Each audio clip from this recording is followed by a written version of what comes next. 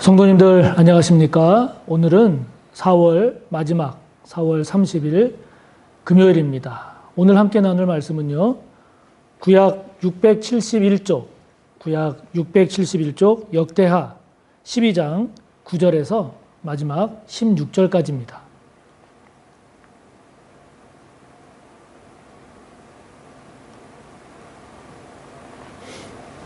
역대하 12장 9절에서 마지막 16절까지 말씀 함께 봅니다.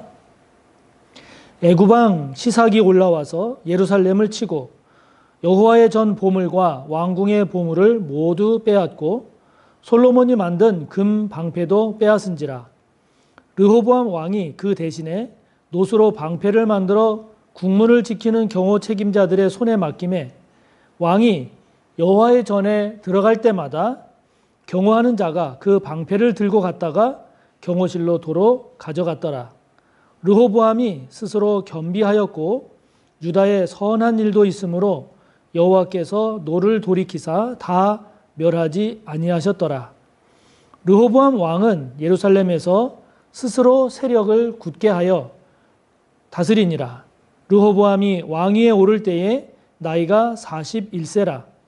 예루살렘 곧 여호와께서 이스라엘의 모든 지파 중에서 택하여 그의 이름을 두신 성에서 17년 동안 다스리니라. 르호보암의 어머니의 이름은 나아마요 암몬 여인이더라. 르호보암이 악을 행하였으니 이는 그가 여호와를 구하는 마음을 굳게 하지 아니함이었더라.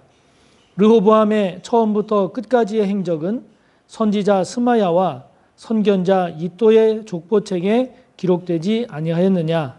르호보암과 여로보암 사이에 항상 전쟁이 있으니라. 르호보암이 그의 조상들과 함께 누움에 다윗성에 장사되고 그의 아들 아비야가 그를 대신하여 왕이 되니라. 아멘. 지금 르호보암의 남은 이야기가 오늘 본문에 소개가 되고 있습니다. 이 역대하 12장까지가 르호보암의 이야기인데요. 르호보암의 남은 이야기를 소개하고 있는 오늘 본문의 내용을 보면 9절에 보면 애굽 왕인 시삭이 올라와서 예루살렘을 칩니다. 그리고 여호와의 전 성전에 있는 보물들 그리고 왕궁에 있는 보물들을 모두 빼앗아가고 솔로몬 때에 솔로몬이 만들었던 금 방패조차 다 빼앗기게 됩니다. 애굽 왕 시삭이 이렇게 이스라엘을 쳐들어와서 성전과 궁궐에 있는 것들을 다 보물을 가지고 가는 이러한 과정을 우리가 생각을 해보면 이것은 르호보암 입장에서 보면 큰 물질적 고난이죠. 엄청난 많은 양의 물질을 빼앗긴 것 아닙니까? 물질적 고난이고 그리고 한 나라의 왕이 돼서 다른 나라의 침략을 받아서 이렇게 성전에 있는 거, 왕궁에 있는 거 많은 보물들을 빼앗긴다라고 하는 것은 정신적으로 굉장히 수치스러운 일이죠. 굉장히 수치스러운 일입니다. 그리고 이것은 르호보암의 정치적 입지를 흔드는 정치적 위기 상황이 되고 있음을 우리는 알 수 있습니다. 자, 이런 위기를 만난 르호보암, 이렇게 큰 문제를 만난 르호보암이 이런 상황 가운데에서 어떤 모습을 보였는가?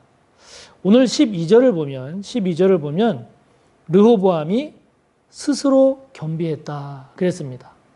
이 스스로 겸비했다는 말이 요 앞전에도 나왔습니다만은 이것은 고개를 숙이다. 이것은 잘못을 뉘우치다라고 하는 그런 의미죠.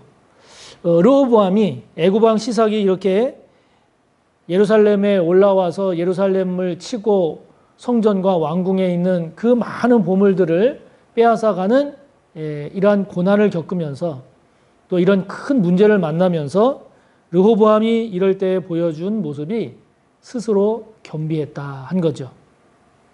자기의 잘못을 돌아보고 뉘우쳤다 하는 겁니다. 그리고 고개를 숙였다라고 하는 것이죠. 문제를 만났을 때, 위기에 직면했을 때, 고난의 때에 우리는 누군가를 원망하기 쉽습니다. 그리고 하나님도 원망하기 쉽죠. 하나님이 계시다면 어떻게 이럴 수가 있는가? 예수님을 믿는데 왜 나에게 이런 일이? 그리고 자신에게 그러한 어려움을 주고 고통을 준 그 누군가 다른 사람을 탓하거나 환경을 탓하는 경우가 종종 있습니다. 물론 거기에도 원인이 있기야 있겠지만 오늘 말씀을 보면 우리가 좀 더 집중해야 할 것, 우리가 좀 더 깊이 성찰해야 할 것은 스스로 겸비하는 것입니다. 저도 이제 목회를 하다 보면 목회뿐만이 아니라 이제 저의 살아가는 삶도 그렇습니다만은 어떤 이제 위기 상황이 옵니다. 뭐 목회적으로든 아니면 뭐 저 개인적인 차원이든 오거든요. 올 때 지금 이렇게 돌이켜 보면 참 하나님께 감사하는 것은 저에게 어떤 어려움이 오거나 위기가 닥치거나 문제가 주어졌을 때 그 위기, 그 문제, 그 고난 자체도 해결해야 되겠지만 우선 제 마음에 1차적으로 드는 것은 하나님께서 지금 이 일을 통해서 나에게 지금 이것을 회개시키려고 하시는구나.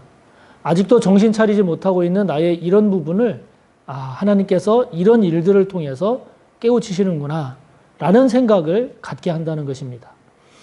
우리가 하나님 앞에 회개한다는 것이 우리가 어떤 문제를 만났을 때 그것이 꼭 무슨 죄 때문에 이런 일이 벌어졌다라고 이렇게 단정적으로 말하고 말하지 않는 것을 떠나서 저와 여러분에게 어떤 고난이 닥치고 문제가 주어졌을 때 우리 자신을 스스로 겸비하게 하는 계기로 삼는 것.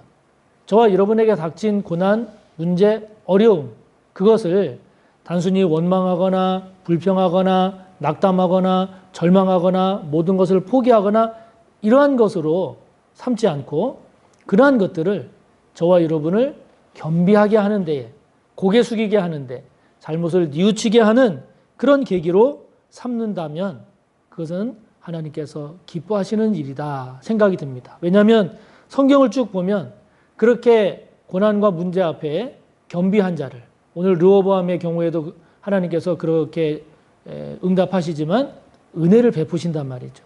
하나님께서 도와주십니다. 하나님께서 함께 하십니다. 용서해 주시고 은혜를 베푸신단 말이죠. 그래서 시편 119편 71절의 말씀처럼 고난이 내게 유익이다 라고 하는 것이죠. 왜냐하면 그 고난을 통해서 주의 율례를 하나님의 법도를 배우기 때문이다 라고 하는 것입니다.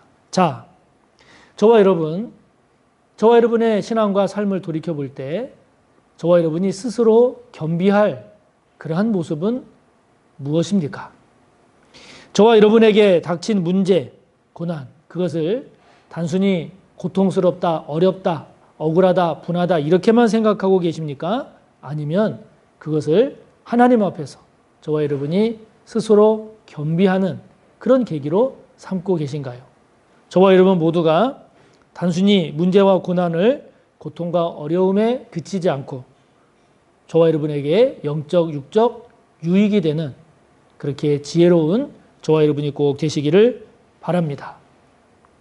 자, 이런 르호보암에 대해서 이제 마무리 단계로 이제 내용이 전개가 되면서 오늘 말씀을 보면 13절을 보면 르호보암이 17년 동안 나라를 다스립니다.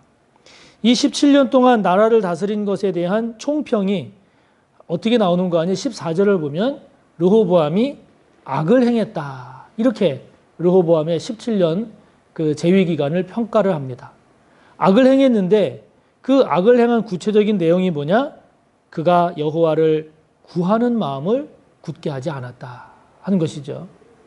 그러니까 지금 오늘 말씀을 보면 성경은 사람이 악을 행한 것을 뭐 절도를 하든지 또는 폭력을 행사하든지 이러한 구체적인 현상도 분명한 악이지만 오늘 말씀을 보면 그런 차원을 넘어서 여호와를 구하는 마음을 굳게 하지 않은 것, 즉 여호와를 하나님을 구하지 않은 것이 악임을 우리에게 가르쳐주고 있다는 것을 우리가 놓치지 말아야 합니다.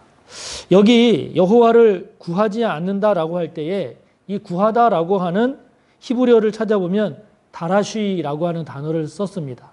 이 다라쉬라고 하는 단어의 뜻은 자주 가다, 찾다, 구하다, 문의하다, 노력하다 이런 뜻입니다. 그러니까 르호보암이 악을 행했다라고 하는 건 하나님을 구하지 않은 건데, 그 하나님을 구하지 않았다라고 하는 것은 하나님께 자주 가지 않았다는 겁니다.